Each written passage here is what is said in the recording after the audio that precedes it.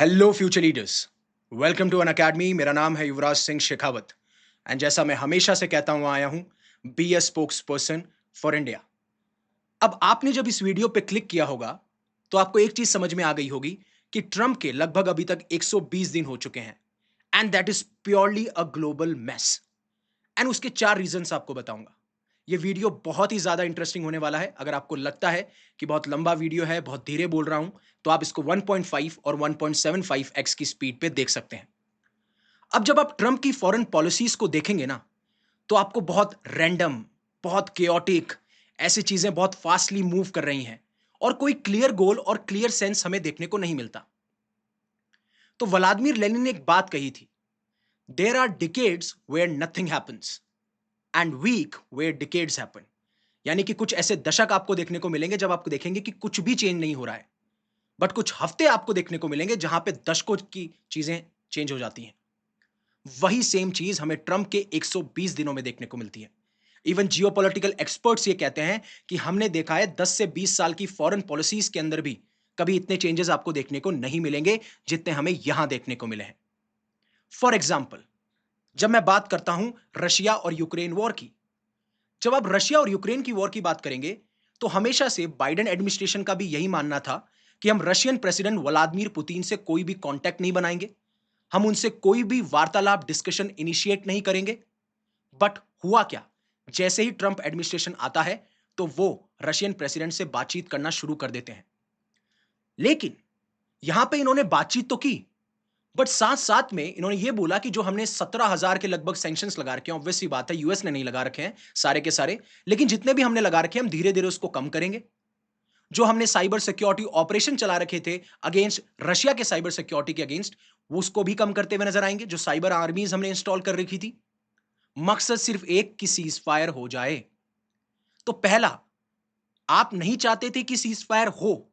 US हमेशा से चाहता है कि यूक्रेन को हम आर्म्स, एम्यूनेशन, सप्लाई सब देते रहें। ये वॉर रुकनी नहीं चाहिए। लेकिन आप अब सीज फायर की बात कर रहे हो, आप रशिया के सैंक्शंस को कम कर रहे हो, साइबर आर्मीज जो आपने लगा रखी थी उसको कम किया जा रहा है। आपने अपना स्टांस चेंज कर लिया रशियन प्रेसिडेंट से बातचीत करके, और जिस यूक्रेन को आप सपोर्ट करते थे उस यूक्रेन से पूरी की पूरी बाजी ही छीन ली। क्यों? क्योंकि अब आपको इस रीजन से अपने आप को हटाना है, और अगर आप अपने आप को इन्वेस्ट भी करोगे तो आपका कोई फायदा होना चाहिए। इसलिए मिनरल डील की बात आती है।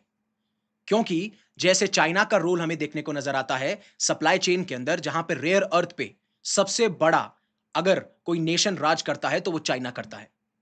और इसीलिए आप देखेंगे, आप अफगानिस्तान ले लीजिए, अगर अफगानिस्तान में इन्हें एंट्री करनी है, अगर इन्हें यूक्रेन की बात करनी है, तो वहां से सिर्फ एक चीज चाहते हैं, that is rare earth minerals, और वॉर को रुकवाना चाहते हैं। सेकंड, इसराइल और हमास की वॉर, जो कि गाजा पट्टी पे लड़ी जा रही है। अब एक तो चीज है कि अगेन, जैसे रशिया से कभी बातचीत करने का नहीं सोचा, हमास तो एक टेररिस्ट ऑर्गेनाइजेशन है और उनकी भी ये पोजीशन थी यूएस की कि हम हमास से कभी बात नहीं करेंगे। बट उन्होंने इजरायली प्राइम मिनिस्टर को बाईपास करके भी हमास से बात करी है और हouthis से बात करी है। हमास से इसलिए क्योंकि एक अमेरिकन हॉस्टेजेस को इन्होंने कैप्चर कर रखा था, उसको रिलीज करवाना था। और हouthis से इसलिए क्योंकि रेड सी से जो भी इनका माल आ रहा था शिप्स पे, because houthis were targeting US ships. और जब यह कहा जा रहा था, इजराइल को फुल फ्लेजेड सपोर्ट किया जा रहा था कि आप हमास को निस्तो नाबूद कर दो, डिस्ट्रॉय कर दो, जब तक हम आपको सपोर्ट कर रहे हैं। बट अब यह चाहते हैं कि यहां पे भी सीज फायर हो। और यहां तक कि उन्होंने तो रिवेरिया ऑफ द ईस्ट का प्लान दे दिया था कि मैं चाहता हूं यहां पे रेस्टोरेंट्स आए जाएं, लेजर होटल्स आए जाएं, राइट, और पैलेस्टीनियंस को इस पूरी जगह से एक्सपेल कर दिया जाए, जो कि काफी लोगों ने एक्सपेक्ट भी नहीं किया। ये दूसरी चीज है, दूसरा एग्जाम्पल है। तीसरा, इसराइल और सॉरी यूएस और ईरान के बीच में जो आपको मिक्स थ्रेड्स देखने को मिल रहे हैं। अब ट्रंप इनको एक मिक्स सिग्नल देते हैं, आप हमारे साथ में न्यूक्लियर डील कर लीजिए, अगर नहीं करेंगे तो हम मिलिट्री थ्रेट की धमकी देते हैं, आपको मिलिट्री थ्रेट का दिलासा देते हैं, राइट। तो कहना क्या चाह रहे हो आप?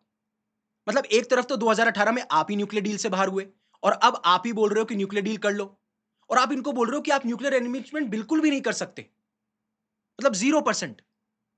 तो ये तो ईरान के सुप्रीम लीडर अयोत्या खमेनी ने भी साफ साफ कह दिया कि अगर न्यूक्लियर एनरिचमेंट बिल्कुल भी हम नहीं कर सकते, सिविलियन पर्पस के लिए भी नहीं कर सकते, तो ऑब्वियसली बात है इट इज नॉन नेगोशिएबल, हम रेडी हैं। बट जिस तरीके से डोनाल्ड ट्रंप हमें थ्रेट देते हैं मिलिट्री का, मैक्सिमम हमें प्रेशराइज करते हैं, ये चीज नहीं चलेगी। और जो चीज नॉन नेगोशिएबल है वो नहीं होगी। इसलिए अभी आप देख रहे हैं पांच राउंड हो चुके हैं नेगोशिएशंस के। अगेन अगला, जो यूनाइटेड स्टेट्स की एक एजेंसी हुआ करती थी जिसके द्वारा एड दी जाती थी काफी सारे ऐसे रीजन्स को, पुअर कंट्रीज को, जिससे कि सॉफ्ट पावर डेवलप हो रही थी यूनाइटेड स्टेट्स की, उसको बंद कर दिया। अब उनकी जो जिन नेशंस को दी जा रही थी उनकी भी इकोनॉमी हर्ट हो रही है और इनकी सॉफ्ट पावर भी कम हो गई, स्पेशली अफ्रीकन नेशंस में। तो आपने देखा रशिया यूक्रेन वॉर अपने आप को यूरोप से खींच लिया। आपने देखा इजराइल गाजा वॉर में सीज फायर अपने आप को मिडिल ईस्ट से खींच लिया। अफ्रीकन नेशंस में एड देना अपने आप को अपने आप को अफ्रीकन नेशन से खींच लिया। Now right now under Donald Trump the US is withdrawing from all these regions, अपने आप को इन रीजन से खींचती हुई नजर आ रही है जहां पे पहले वो इन्वेस्टेड थी। क्यों? मैं सारे रीजंस आपको दूंगा, मॉडल्स एक्सप्लेन करूंगा। वहीं पे अगला एग्जांपल, कैसे जो इमिग्रेशन है उसके ऊपर ये क्रैकडाउन्स या फिर स्ट्रिक्ट स्टेप्स लेते हुए नजर आ रहे हैं।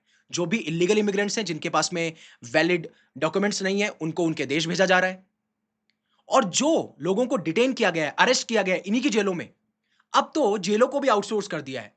मतलब एल सल्वाडोर में डिटेंशन सेंटर्स और ऐसे प्रिजन्स बनाए जा रहे हैं, या फिर उन्हीं के सरकार के पास में जो प्रिजन्स हैं वहां पे इन लोगों को भेजा जा रहा है। Even Trump is outsourcing this thing as well. और फिर अगला आता है उनके टैरिफ।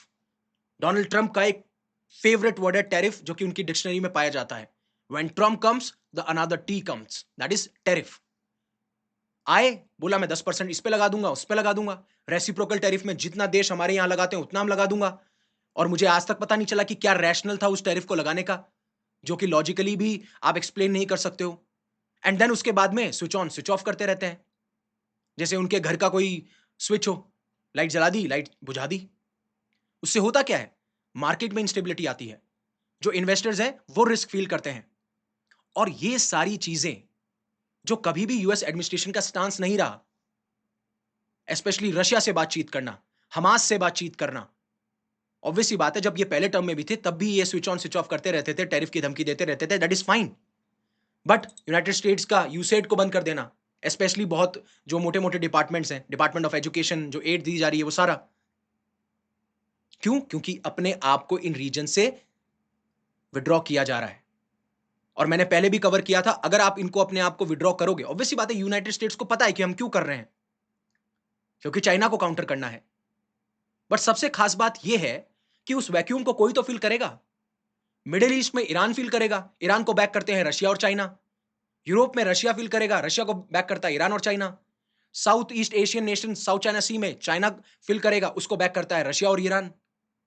आपको क्या लग रहा है एक नेशन को, सिर्फ एक नेशन आके आपकी गद्दी हटा देगा? नहीं, ग्रुपिंग्स आएंगे। और जो आप ये विड्रॉल कर रहे हो, जो वैक्यूम छोड़ रहे हो, उस वैक्यूम को फिल करने के लिए बैठे हैं। बट ऑब्वियसली बात है यूनाइटेड स्टेट्स एडमिनिस्ट्रेशन कुछ ना कुछ तो सोच रहा होगा। बट इसके पीछे है क्या? इसके पीछे है 4 मॉडल्स, 4 ऐसे बड़े रीजंस जिसकी वजह से ये सब कुछ किया जा रहा है। उससे पहले अनअकैडमी आपके लिए लेके आया, अगर आप यूपीएससी सिविल सर्विसेज की तैयारी कर रहे हैं तो 19,199 में आप इस कोर्स को अवेल कर सकते हो। इसमें आपको 12 मंथ्स का फ्री एक्सटेंशन है, और अगर आपको मैक्सिमम कोड चाहिए, डिस्काउंट चाहिए सॉरी, तो आप मेरा कोड यूज कर सकते हो UV50, यूवी पाजी वाला यूवी, उन्होंने मार दी 50। ऐसे अगर आप प्रीलिम्स निकाल चुके हो और आपको लगता है मेंस प्रोग्राम की तैयारी करना चाहिए, तो आप मेंस में जुड़ सकते हो 5,999 में। और अगर आपको लगता है कि मैं GS1 GS2 GS3 GS4 ऐसे एथिक्स किसी और 1-2 सब्जेक्ट्स में कमजोर हूं, तो आपके पास में मॉड्यूल्स भी अवेलेबल हैं। Now listen to me carefully, बहुत ही ध्यानपूर्वक सुनिएगा। पहला है रिटर्न ऑफ रियल पॉलिटिक, यानी प्रिंसिपल्स को हम इग्नोर करते हैं, नजरअंदाज करते हैं। चाहे से वो डेमोक्रेसी हो, चाहे से वो ह्यूमन राइट्स हो, we do not care about it, we care about it the power, and that is we called it realpolitik. कि आपकी एक रियलिस्टिक स्ट्रैटेजी है, आप प्रिंसिपल पे ज्यादा फोकस नहीं कर रहे हो, आप फोकस कर रहे हो पावर को कैसे एक्सपेंड किया जाए। फॉर एग्जाम्पल, जैसे मैंने आपको बताया, आप यूरोप से, अफ्रीका से, राइट, मिडिल ईस्ट से अपने आप को विड्रॉ इसलिए कर रहे हो क्योंकि आप चाहते हो हमारा फोकस चाइना पे हो, हमारा फोकस लैटिन अमेरिका पे हो। जिस तरीके से आपने देखा होगा, पैनामा के बारे में बात कर दी कि पैनामा को हमारा हिस्सा बना लेंगे, ग्रीनलैंड के बारे में बात कर दी, जो सारी चीजें आपने देखी होंगी। एंड इवन इसका एग्जांपल आप एक और चीज देख सकते हो, नेटो एलिस को साफ साफ ये कह दिया गया, आप अगर अपने नेटो में डिफेंस स्पेंडिंग को नहीं बढ़ाएंगे तो जो मैं डिफेंस स्पेंडिंग अभी दे रहा हूं या तो उसको कम कर लूंगा या मैं विड्रॉ कर लूंगा। तो मजबूर कर दिया उनको कि आप डिफेंस स्पेंडिंग बढ़ाओ। तो he is acting as a perfect businessman. जो जगह, जो एरिया, जो काम मेरे फायदे का नहीं, मैं वहां से विड्रॉ कर लूंगा, जो काम मेरे फायदे का है वहां जाऊंगा। That is he called as America first. But is he building the America first? Please comment in the comment section.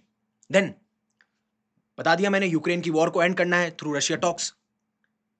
Tariffs और थ्रेट को यूज किया गया, ट्रेड थ्रेट्स को यूज किया गया कि भैया कनाडा को, ईयू को थ्रेट करके नेगोशिएशन करवा सके। क्योंकि जो इनकी बात मान गया वो ठीक है, नहीं तो हम थ्रेट देंगे, आपको प्रेशराइज करेंगे, चाहे से वो मिलिट्री थ्रेट हो, चाहे से वो ट्रेड और टैरिफ का थ्रेट हो, so that after that you will negotiate. आपने देखा होगा रेसिप्रोकल टैरिफ लगने के बाद में काफी सारे नेशंस ने यूनाइटेड स्टेट्स के प्रेसिडेंट डोनाल्ड ट्रंप को कैब कॉल किया, बातचीत करी कि हमें कोई ट्रेड नेगोशिएशन करना है, राइट? क्योंकि हमारे लिए, सबके लिए बहुत बड़ा मार्केट है यूनाइटेड स्टेट्स, कम मत समझिएगा। और स्पेशली इन्होंने सारे के सारी चीजें तो आउटसोर्स कर दी, और इसीलिए इनके मार्केट में बहुत सारे गुड्स जो हैं फ्लड होते हैं। और अब इसीलिए ट्रंप चाहते हैं कि वहां पे ऐसे मैन्युफैक्चरिंग बेसिस बने जिसकी वजह से, आज वो मैन्युफैक्चरिंग बेसिस ना होने की वजह से हम दूसरे देशों पर डिपेंड करते हैं। एग्जाम्पल, यही चीज secretary of state Marco Rubio ने कही कि हम लैटिन अमेरिका और चाइना पे अभी फोकस कर रहे हैं। दूसरा, इसीलिए आपको देखने को मिलेगा strange ideas like annexing Greenland. क्यों? सिर्फ पावर, जितना हथिया जा सकता है हथिया लो। और अब ये क्या कर रहा है? ये प्रेसिडेंट सेट कर रहा है। क्योंकि अब आप में और चाइना में क्या फर्क रहा? चाइना भी साउथ साउथ चाइना सी में यही चीज करता है, धीरे धीरे धीरे धीरे अपनी बाउंड्रीज को एक्सटेंड करता हुआ नजर आता है। आप भी अब क्या करो? पनामा हमारा, ग्रीनलैंड हमारा। Now there is no similarity between you and China. और इसी वजह से ये एक एग्जाम्पल सेट हो जाएगा जो बाकी नेशंस फॉलो करने लगेंगे। और जहां पे आप इन चीजों का स्टैंड लेते हुए नजर आते थे, आज वो स्टैंड नहीं ले रहे हो। अब वीकनेसेस क्या है इस पॉलिसीज की? फर्स्ट की कि आप अभी भी इजराइल को जो सपोर्ट कर रहे हो उसका सेंस समझ में नहीं आता कि आप इजराइल को सपोर्ट क्यों कर रहे हो according to this model. But मैं बताता हूं, क्योंकि अगर ईरान, ईरान के जो रीजनल एम्बिशंस हैं, ईरान को जो अपना रीजनल सुपर पावर बनना है मिडिल ईस्ट के अंदर, अगर वो हो गया तो Saudi Arabia and UAE will tilt toward Iran. So Iran will be the centre of power in this region, and second these nations will be aligned with Iran. क्यों? क्योंकि इन नेशंस को भी क्या चाहिए? Nuclear power. और Iran क्या कर रहा है? 60% एनरिचमेंट तक पहुंच चुका है। इसीलिए डोनाल्ड ट्रंप ईरान से चाहते हैं कि भैया आप न्यूक्लियर एनरिचमेंट मत करो, न्यूक्लियर डील साइन कर लो, हम आपके ऊपर से सैंक्शंस हटा लेंगे। तो पहले क्यों सैंक्शंस लगाए थे? पहले सैंक्शंस इसलिए लगाए, जब सैंक्शंस हटाए थे 2015 में, जब joint comprehensive plan of action deal करी थी, तो हुआ क्या था कि आपको भी पता है, ईरान जो है उसकी पूरी इकोनॉमी डिपेंड करती है ऑयल एक्सपोर्ट पे। और सऊदी अरेबिया भी ऑयल एक्सपोर्ट बहुत करता है, इससे बहुत ट्रेड होती है, बहुत पैसा कमाता है। तो हुआ यह कि जब बहुत सारा तेल सप्लाई हुआ तो क्या हुआ? पैसे गिरे और वहां पे ईरान जीतता हुआ नजर आया। तो अब सऊदी अरेबिया किसका लाई? यूएसए का, राइट? तो क्या किया यूएसए ने? यूएसए ने ईरान की जो डील थी उससे विड्रॉ कर लिया। और यूरोपियन नेशंस फिर भी खुश नहीं थे, और यही चीज हमें देखने को मिली। और अभी इजराइल को भी इसलिए बैक किया जा रहा है कि अगर इजराइल को मैंने छोड़ दिया तो ईरान फिर हमास, हौदीज, हेजबुल्ला, इन सारे मिलिटेंट ग्रुप्स और प्रॉक्सीज का इस्तेमाल करके इजराइल पे अटैक करता हुआ नजर आएगा। इसीलिए तो ये एक्सप्लेन क्यों नहीं करता वो मैंने आपको बता दिया। ये बोलते हैं कि मैं अभी भी एक्सप्लेन नहीं कर सकता, ये एक्सप्लेन नहीं कर रहा है कि क्यों ट्रंप ने सॉफ्ट पावर को छोड़ दिया जो वो बिल्ड कर रहे थे, चाहे से वो यूसैड हो या फिर वॉइस ऑफ अमेरिका हो, जो हमें मोस्टली अफ्रीकन नेशंस या फिर जो डेवलपिंग नेशंस हैं वहां पे हमारी इमेज अच्छी कर सकते थे। क्योंकि वहां से अपनी अटेंशन हटा के, चाहे से वो पैसा हो, चाहे से वो एनर्जी हो, चाहे से वो ट्रूप्स हो, कुछ भी हो, so that they can focus on China, they can focus on America. और सबसे खास बात यह थी कि अपने एलीज के साथ में भी ऐसी ट्रेड पॉलिसी बना रहे हो जहां पे आप उनको थ्रेट कर रहे हो टैरिफ से। चाइना का तो चलो समझ में आता है, बट क्यों बाकी? क्योंकि अगेन अगेन पैसा, और अपने यहां पे मैन्युफैक्चरिंग इंडस्ट्रीज लेके आना, जिससे कि उन प्रोडक्ट्स के लिए भी डिपेंड ना होना पड़े और जॉब्स भी जनरेट हो अमेरिकन्स के लिए, राइट। सेकंड मॉडल, अभी जो फॉरेन पॉलिसी है उसको ड्राइव कर रही है डोमेस्टिक पॉलिटिक्स। कैसे? मेन आइडिया ये है डोनाल्ड ट्रंप का कि मैं कैसे वोटर्स को और डोनर्स को प्लीज कर सकूं। फॉर एग्जाम्पल, जब फॉरेन एड दी जाती थी यूसैइड के द्वारा, तो बहुत सारे ऐसे कंजर्वेटिव्स थे जो कि गवर्नमेंट के खिलाफ थे इस स्टेप्स को लेके। अब क्या किया? कट करके इन्होंने इन एंटी गवर्नमेंट कंजर्वेटिव्स को प्लीज कर दिया, वोट आ गए मेरे हाथ में। मोदी के साथ में इतने अच्छे रिश्ते रखना क्यों? मोदी को बुलाया जाएगा, जो भी इंडियन अमेरिकन यहां रहता है वो मेरे फेवर में वोट करेगा।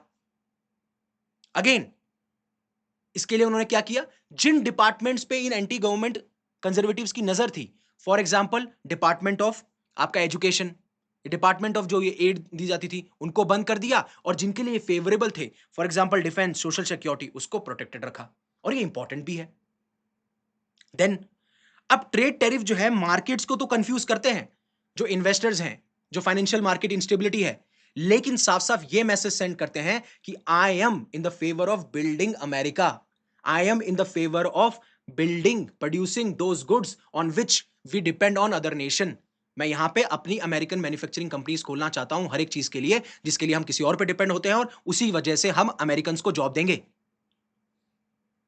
बट अगेन एग्जाम्पल, जिस तरीके से ट्रेजरी सेक्रेटरी कहते हैं कि हमें चीप गुड्स की जरूरत नहीं है जो चाइना से आ रहे हैं, जेडी वान साफ साफ ये कहते हैं कि ये सिर्फ ग्लोबल सिक्योरिटी के लिए नहीं है, ये कल्चरल वॉर भी है।